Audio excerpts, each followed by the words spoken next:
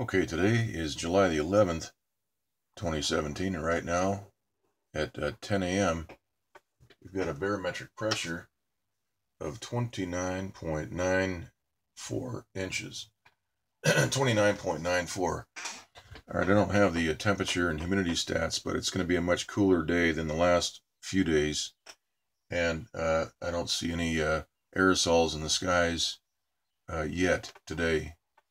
So we're looking at the East Pacific water vapor loop, and this is the remnants of Hurricane Eugene. This is now a tropical storm with 50-mile-per-hour winds. Notice what's happening right here. There's a area of high pressure being forced into the side of that storm.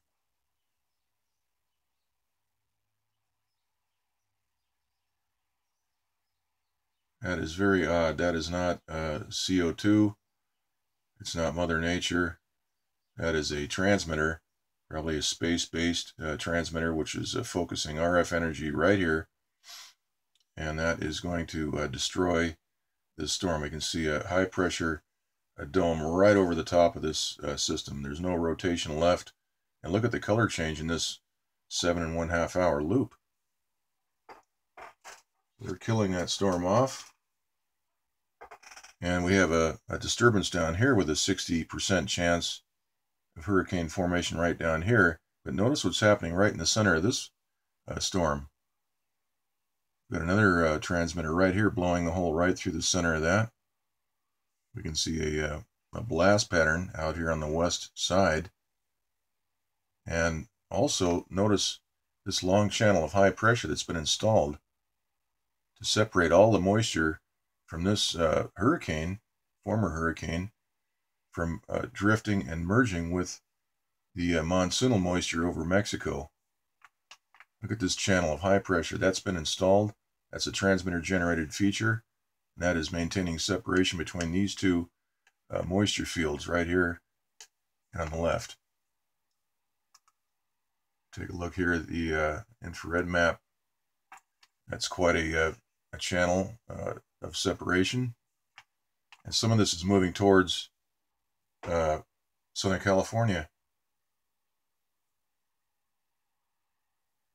Take a look at that here in a second. We can really see the hole opening up right here. Despite this, that storm has a 60% chance of hurricane formation. Let's take a look at that right now. We have Eugene with 50-mile-per-hour winds, still moving northwest at 10 miles per hour. And we have this disturbance number 1 with a 60% chance. We'll keep an eye on that. And let's take a look next at the western U.S. water vapor loop. And we can see Southern California is pretty well blockaded with high pressure. We have some moisture moving north towards San Diego, and it looks like it's just going to stop. We can see a lot of manipulation right in the northern Baja area. A lot of evaporation.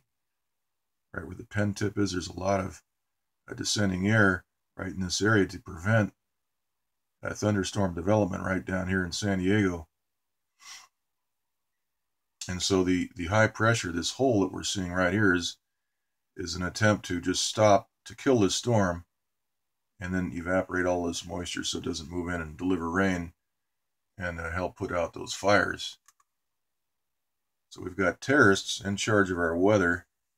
That seems pretty obvious. Here's the infrared map. We can see these pockets of moisture moving north. But look at the manipulation over the 7.5 hour loop.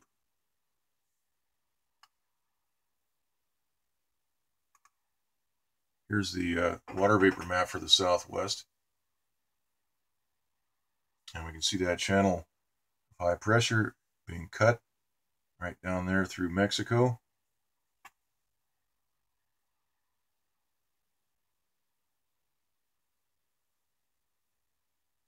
And notice right here we have almost a right angle right here.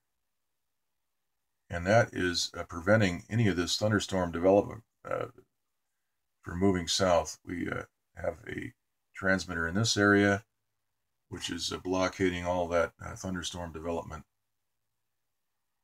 Look at this. Everything is just walling up right here. Nothing's getting south.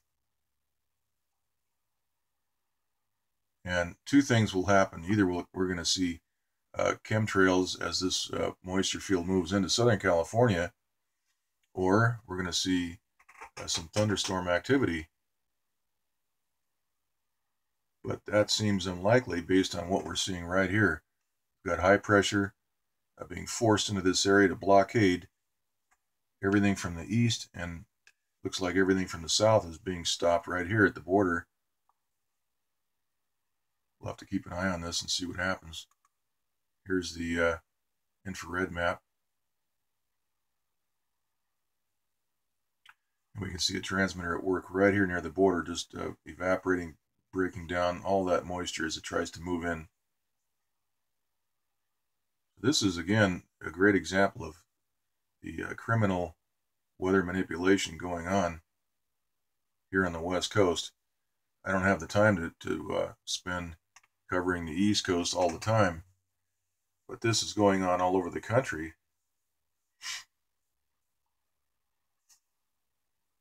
Okay, so that's pretty much the report. This is just a short update on what's happening with these two storms down here. This is Eugene, what's left of it. And we can see that high pressure being installed right on top of that storm to break it down.